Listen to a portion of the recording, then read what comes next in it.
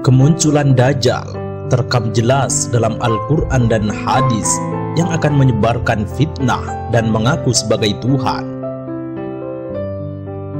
Kedatangan Dajjal akan memberikan penawaran kepada kaum muslimin untuk beriman kepadanya atau kepada Allah Subhanahu wa Ta'ala.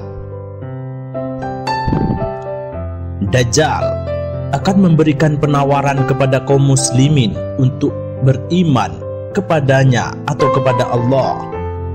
Namun jika kaum iman dan ketakwaannya kuat kepada Allah, maka ia akan terhindar dari fitnah Dajjal.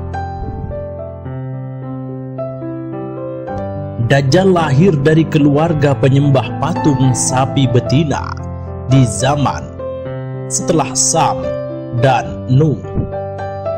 Ia dilahirkan di wilayah sekitar Palestina, dekat daerah Sodom dan Gomora, tempat kaum Nabi Lut.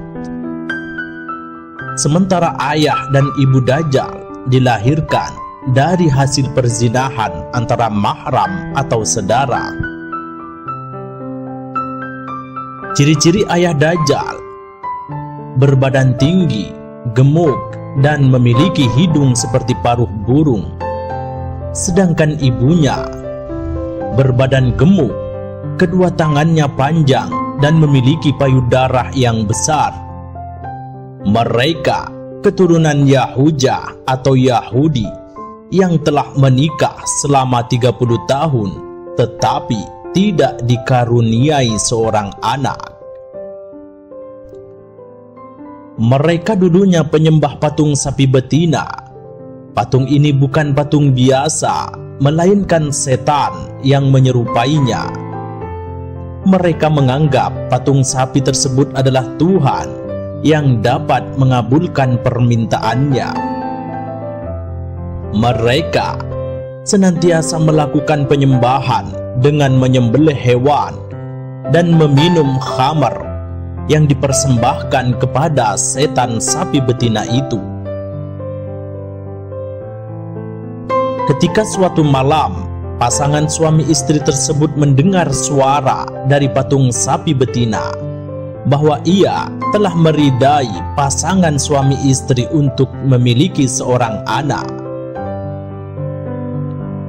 Mereka anggap apa yang disampaikan patung itu adalah sebuah pertanda lahirnya anak lelaki di tengah mereka yang telah lama tunggu bertahun-tahun. Dan singkat cerita, akhirnya sang istri pun hamil dari hasil hubungan menstruasi. Sebenarnya, pasangan suami istri itu, bahkan setan yang dianggap Tuhan tersebut, tidak mengetahui anak yang dikandung seorang laki-laki atau perempuan. Namun, tipu daya setanlah membuat mereka seolah-olah meyakini bahwa anak tersebut lahir seorang anak laki-laki, sehingga jin dan setan meminta sesembahan setiap harinya.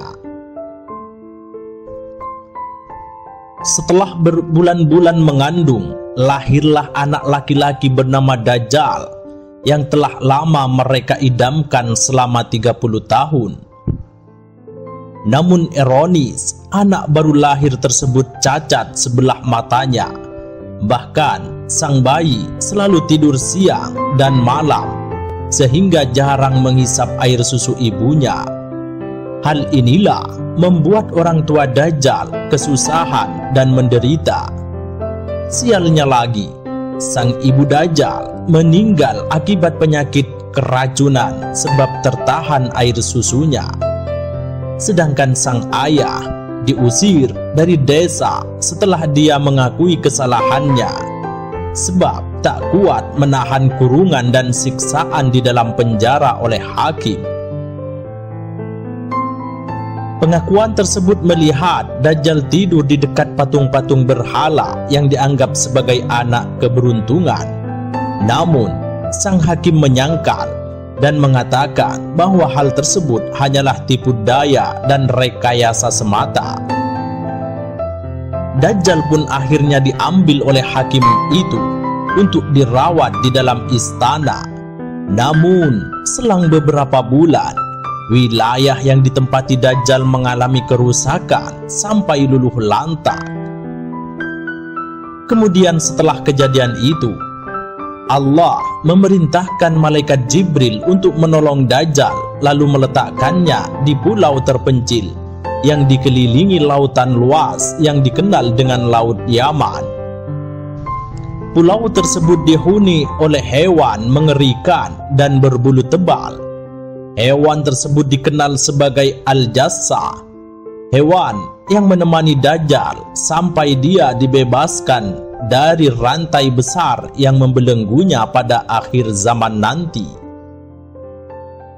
Sejak dari dulu sampai sekarang, Dajjal dalam kondisi tidur setiap hari, setiap malam layaknya pemilik gua, sampai nanti Allah Subhanahu wa Ta'ala membebaskan dan mengeluarkan Dajjal ke dunia untuk menyebarkan tipu daya dan kesyirikan kepada seluruh manusia di muka bumi.